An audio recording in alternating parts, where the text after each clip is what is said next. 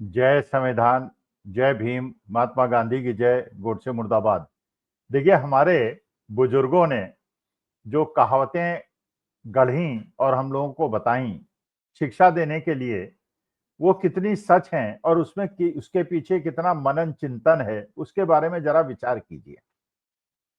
ये कहा गया कि बहुत ज्यादा चतुरता और बहुत ज्यादा चालाकी आदमी को नहीं करनी चाहिए।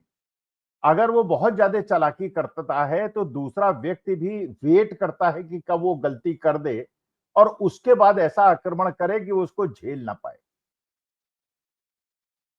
और एक आपने कहानी सुनी होगी, पहले भी मैंने आपको सुनाई है कि एक राजा था, वो किसी और पे विश्वास नहीं करता था, अपने मंत्रियों पे विश्वास नहीं करता था, आईएएस अफसरों को ड्यूटी से हटा देता था अगर उसके संवाद के बीच में कहीं टेलीप्रॉम्प्टर खराब हो जाए, जैसा राजस्थान के अंदर अर्चना सिंह के साथ हुआ।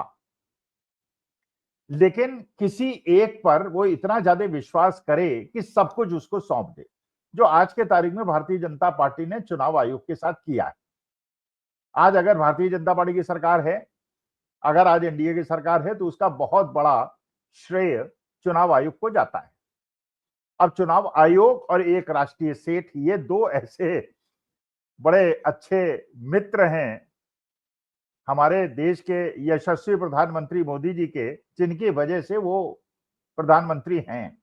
एक के पास भरपूर पैसा, इतना पैसा क्योंकि सारी सरकारी संपत्ति उसके पास, विदेश से उसके कॉन्ट्रैक्ट और पैसा, और पैसे आप जानते हैं इलेक्शन में कितना बड़ा योगदान देते हैं। जो गरीब लोग हैं, जो नहीं उनके पास कुछ है, अगर उनको 1000, 2000, 5000 रुपए मिल जाता है तो उनके लिए बहुत बड़ी चीज है। और दूसरा चुनाव आयोग।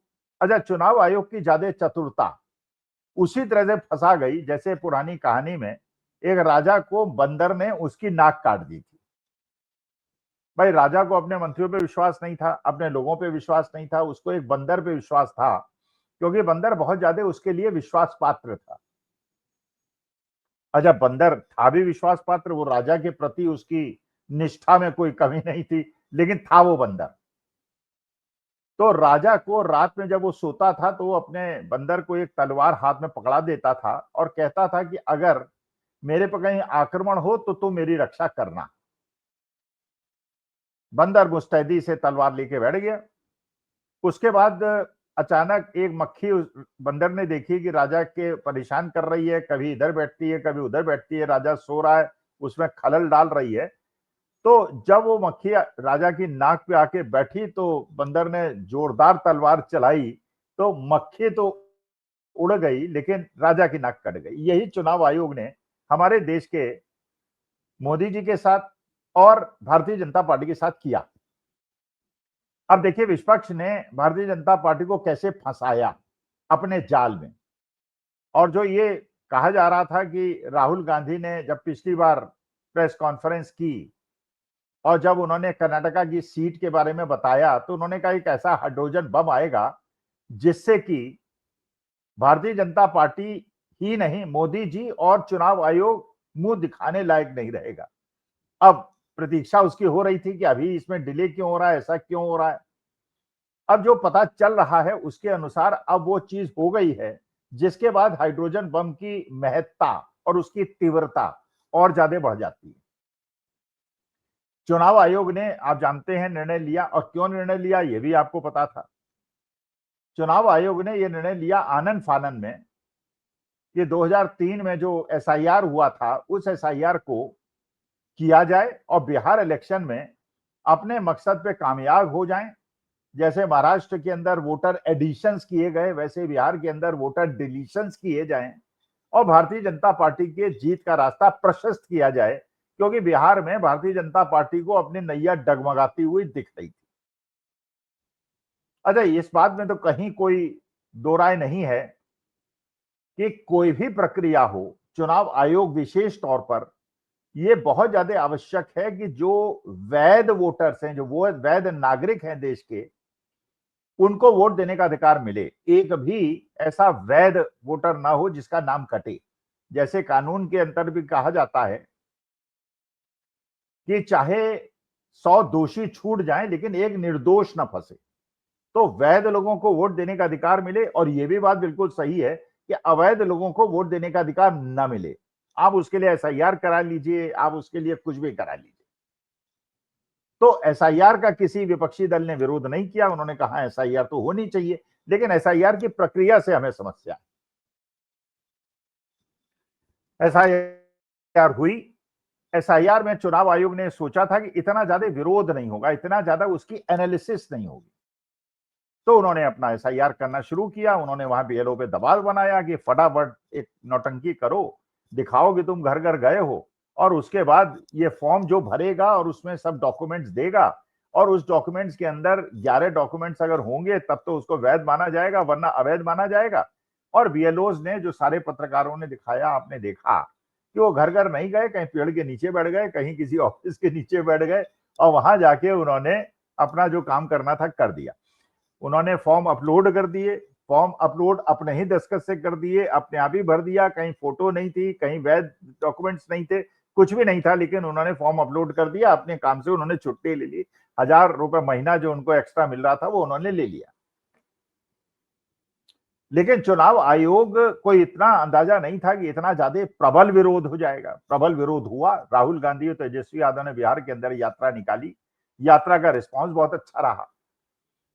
अब सवाल यह है कि जब ये सारे प्रश्न उठे और मामला सुप्रीम कोर्ट भी गया, तो सुप्रीम कोर्ट ने जो सबसे बड़ा एक यंत्र ढूंढा था चुनाव आयोग ने, आधार कार्ड को एलिजिबिलिटी के लिए, योग्यता के लिए, पात्रता के लिए इंक्लूड न करना, उसका पर्दाफाश कर दिया। उन्होंने कहा नहीं, आधार कार्ड तो आपको मानना पड़ेगा। अच्छा, एक नैरेटिव भारतीय जनता पार्टी ने और ज्यादा बनाया था कि बिहार के अंदर जितनी जनसंख्या है उससे जो आधार कार्ड है वो 125% है। भाई, जनसंख्या तो अभी आज से 15 साल पहले उसकी जनसंख्या गणना हुई है, उसके बाद तो जनसंख्या गणना तो मोदी जी ने कराना का कोई औचित्य नहीं समझा। तो लेकिन चलिए, ये एक मैसेज देने का प्रयास किया कि फर्जी आधार कार्ड बन गए, लेकिन माननीय सुप्रीम कोर्ट ने कहा कि नहीं, आधार कार्ड को इंक्लूड कीजिए और उसके बाद आप जांच कीजिए, जो फर्जी आधार कार्ड है उनके नाम काट दीजिए। बिल्कुल बात सही थी। अब सवाल यह है कि पहली बार एक लिस्ट, एडहॉक लिस्ट आई, 1 अक्टूबर को फाइनल लिस्ट आ गई। अब फाइनल लिस्ट का मतलब यह है कि अब फाइनल हो गई, लेकिन अभी भी चुनाव आयोग अपनी लिस्ट के बारे में बहुत ज्यादा आश्वस्त नहीं है। उसका कारण यह है, एडहॉक लिस्ट में उन्होंने कहा था कि भाई हो सकता है इसमें कुछ गलतियां हो, आप लोग ऑब्जेक्शन दीजिए, जो एएलओज हैं, जो डिफरेंट पार्टीज के हैं, ऑब्जेक्शन दें, और उसके बाद हम पुनर्निरीक्षण करके लिस्ट को फाइनल करेंगे। और लिस्ट जो फाइनल होगी वो असली एसआईआर की भावना को देखेगी, और असली ही वोटर लिस्ट में आएंगे, और अवैध जो फर्जी वोटर्स हैं वो बाहर चले जाएंगे। बिल्कुल सही बात थी। लेकिन अभी भी क्योंकि चुनाव आयोग बहुत ज्यादा आश्वस्त नहीं है, उसने अभी भी एक कुचल्ला छोड़ दिया। उसने कहा अभी भी जिन लोगों को नाम काटे गए हैं, अगर वो लोग आके अपने वैध डॉक्यूमेंट्स दे दें तो उनका नाम जोड़ा जा सकता है। इसका मतलब ये, चुनाव आयोग इज नॉट कॉन्फिडेंट। लेकिन जो असली मुद्दा हुआ, जहां पे उसने राजा की नाक काट दी और भारतीय जनता पार्टी के मेन नैरेटिव को ही नष्ट कर दिया। देखिए, भारतीय जनता पार्टी का मेन नैरेटिव क्या है? उस नैरेटिव का कोई लॉजिक नहीं है, उसका कोई औचित्य नहीं है। मध्य प्रदेश में चुनाव हो तो भारतीय जनता पार्टी और मोदी जी, अमित शाह साहब कहते हैं कि यहाँ पे अवैध लोग आ गए हैं, यहाँ रोहिंग्या आ गए हैं, या पाकिस्तानी आ गए हैं, या बांग्लादेशी आ गए हैं, नेपाल के लोग आ गए हैं, म्यांमार के लोग आ गए। जबकि मध्य प्रदेश तो बिल्कुल सेंट्रल ऑफ द कंट्री है, और वहां पे अगर मान लीजिए इस प्रकार से घुसपैठिए आते हैं तो उसकी जिम्मेदारी तो भारत सरकार की है, और यहाँ डबल इंजन सरकार है मध्य प्रदेश में। या बिहार के अंदर भी बॉर्डरिंग स्टेट है, नेपाल से सीमा उसकी मिलती है, और नेपाल से पोरस बॉर्डर है, कोई भी अंदर जा सकता है, कोई भी हो सकता है कि वहां पे, लेकिन उसकी जांच करना सब जिम्मेदारी या तो स्टेट गवर्नमेंट की है, सेंट्रल गवर्नमेंट की है, या चुनाव आयोग की है। सेंट्रल गवर्नमेंट भी आपका है, स्टेट गवर्नमेंट भी आपकी है, चुनाव आयोग भी आपका है, तो उसके बाद आप अपोजिशन को तो जिम्मेदारी दे नहीं सकते। लेकिन एक माहौल बनाने के लिए और जनता को मैसेज देने के लिए कि ये सब रोहिंग्या आ गए हैं, बांग्लादेशी आ गए हैं, और इन्होंने हमारे यहाँ का पूरा इलेक्शन का बात, जो हिंदू मुसलमान का नैरेटिव फैलाने के लिए। अब इस एसआईआर के माध्यम से वो जो नैरेटिव था वो खत्म हो गया, क्योंकि जब ये बताया गया कि पिछले हिसाब से 7.89 करोड़ टोटल वोटर्स वहां पे बिहार के अंदर थे, और इसके अंदर जो कटे हैं फाइनल लिस्ट के हिसाब से वो 3.66 लाख वोटर्स हैं, और जो नए जुड़े हैं वो 21.53 लाख हैं। अच्छा, अब ये चलिए कितने कटे कितने जुड़े, ये तो उतना बड़ा मुद्दा नहीं है। असली मुद्दा ये है कि उन्होंने ये कहा कि जो नाम जुड़े हैं, वो मानी बात है कि नाम जुड़े हैं तो ऐसे होने चाहिए जिनकी उम्र अब 18 साल हुई है, पिछले इलेक्शन में नहीं थी, अब वो एलिजिबिलिटी आ गई है और इस इलेक्शन में वोट देंगे।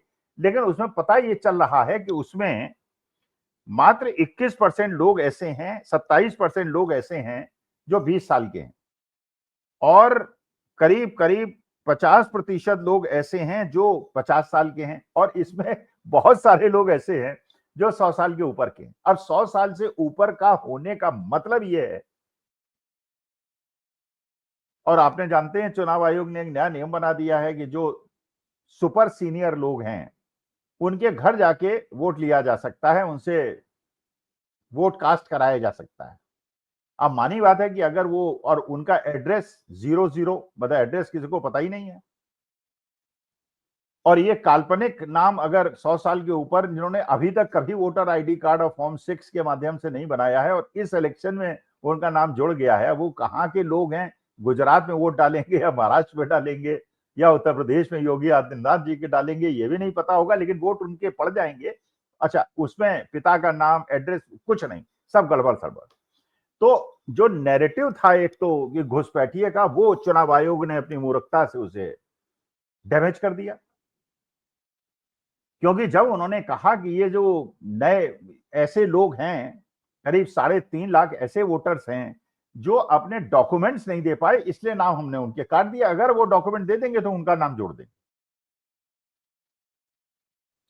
तो विपक्ष ये पूछ रहा है कि ये बताइए कि जो नाम कटे हैं इसमें से अवैध लोग कितने हैं?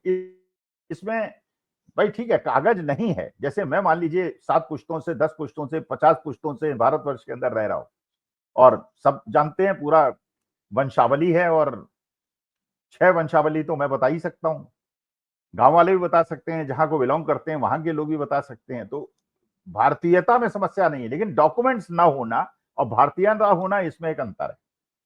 अब सवाल ये उठता है कि अगर वो व्यक्ति, अब अपोजिशन वाले पूछ रहे हैं ये बताइए कि कितने ऐसे हैं जो घुसपैठिया हैं और कितने ऐसे हैं रोहिंग्या है।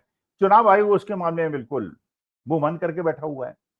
लेकिन जो भारतीय जनता पार्टी के प्रवक्ता आ रहे हैं टीवी डिबेट्स में, वो कह रहे हैं ये काम चुनाव आयोग का नहीं है, ये काम होम मिनिस्ट्री का है।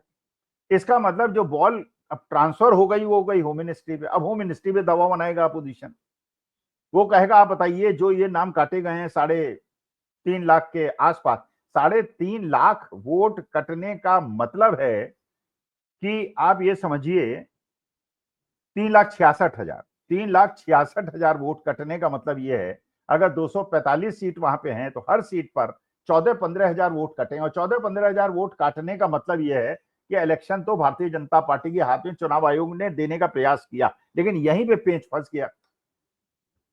अब गृह मंत्रालय पे दबाव बनाया जाएगा अपोजिशन के द्वारा और यात्रा निकाली जाएगी, ये बताइए इसमें से रोहिंग्या कितने हैं। अच्छा, रोहिंग्या बताएंगे तो उनको देश से बाहर निकालना पड़ेगा, वो भी एक दबाव बनेगा। अच्छा, जिसको रोहिंग्या बताएंगे वो कहेगा कि साहब उनके गांव वाले 100 लोग एफिडेविट दे देंगे तो रोहिंग्या नहीं है, तो हिंदुस्तानी का रहने वाला है, 7 पुश्तों से यहीं रहता है। तो अब सारा का सारा जो प्रॉब्लम क्रिएट हो गई वो होम मिनिस्ट्री के ऊपर हो गई, किसको वो रोहिंग्या बता दें। इसके बाद अब ये समस्या पैदा हो गई है कि अगर एसआईआर में जो आपने नाम कटवाए और जो आपने नाम जुड़वाए, तो नाम जुड़वाने में भी समस्या है और नाम कटवाने में भी समस्या है। क्योंकि अगर आपने नाम कटवाए तो यही तो आपने कहा था, पूरे देश के अंदर यही तो नैरेटिव बनाया था कि ये सब रोहिंग्या हैं, अवैध लोग हैं जो आ गए हैं, उनको नाम तो डिस्क्लोज करना पड़ेगा, नाम तो आपको बताना पड़ेगा, चाहे होम मिनिस्ट्री बताए चाहे चुनाव आयोग बताए। और नहीं बताएगा इसका माने कि आप ये जुमलेबाजी करते थे और देश के अंदर जो आप हिंदू मुसलमान का नैरेटिव पैदा करते थे वो गलत है। और हमारे देश के अंदर अगर मुसलमान रहते हैं तो वैध मुसलमान रहते हैं, ऐसे मुसलमान रहते हैं जिन्होंने जब भारत पाकिस्तान का बंटवारा हुआ तो पाकिस्तान जाने से इनकार किया और भारत की धरती से प्यार की वजह से यहाँ पे रहे। तो उनका जो मेन नैरेटिव था भारतीय जनता पार्टी का हिंदू मुसलमान का, वो इस बिहार एसआईआर से चुनाव आयोग ने अपने हाथ से उसको फेल कर दिया। अब जो राहुल गांधी का हाइड्रोजन आने वाला है उसके अंदर क्या होगा? भाई ये जो 100-100 साल से ऊपर के लोग पहली बार वोटर लिस्ट में अपना नाम जुड़वाने का प्रयास करेंगे, इसकी भी लिस्ट आपको डिस्क्लोज करनी पड़ेगी, वरना अगर डिजिटल लिस्ट आप नहीं भी देंगे तो उसमें फिजिकली देख लिया जाएगा कि इतने लोग जो है पर कॉन्स्टिट्यूएंसी 2000 वोटर्स मान लीजिए ऐसे हैं जो 60, 70, 80, 90, 100 साल के हैं और पहली बार फॉर्म 6 भर के अपना नाम जुड़वाना चाहते हैं। जब पता चलवाया जाएगा तो ये पता चलेगा कि उनका ट्रेस कि वो मोबाइल वोटर्स हैं, वो ओरिजिनली हो सकता है गुजरात के लोग हों और उनका वोट गुजरात जाके डलवा लिया जाता है और हर कॉन्स्टिट्यूएंसी के अंदर 2-2, 3-3 हजार वोट इस प्रकार के पड़ जाते हैं, तो वैसे ही भारतीय जनता पार्टी और जेडीयू के गठबंधन को मेजोरिटी मिल जाती। तो चुनाव आयोग ने अपनी चतुरता दिखाने के चक्कर में अपने जाल में खुद फंस गई है। वोटर एडिशन के नाम पे भी, क्योंकि उसमें ऐसे लोग हैं जो मानी बातें संदिग्ध हैं, कोई कॉमन सेंस से ये नहीं कह सकता। आज मेरी 73 साल की उम्र है, मैं कम से कम 12-13 इलेक्शन में वोट डाल चुका हूं। अगर 73 साल की पहली बार मैं अपना नाम एडिशन करने के लिए फॉर्म 6 भरूंगा, उसके बाद विपक्ष तो उसकी पूरी हिस्ट्री निकाल देगा ना, इसका नाम कहां कहां था और कहां कहां इसने वोट दिया था। और ये एक ऐसा व्यक्ति है जो मोबाइल वोटर है, जहां इलेक्शन होता है वहां चला जाता है, पुरानी जगह नाम कटाता है, नई जगह जुड़ जाता है।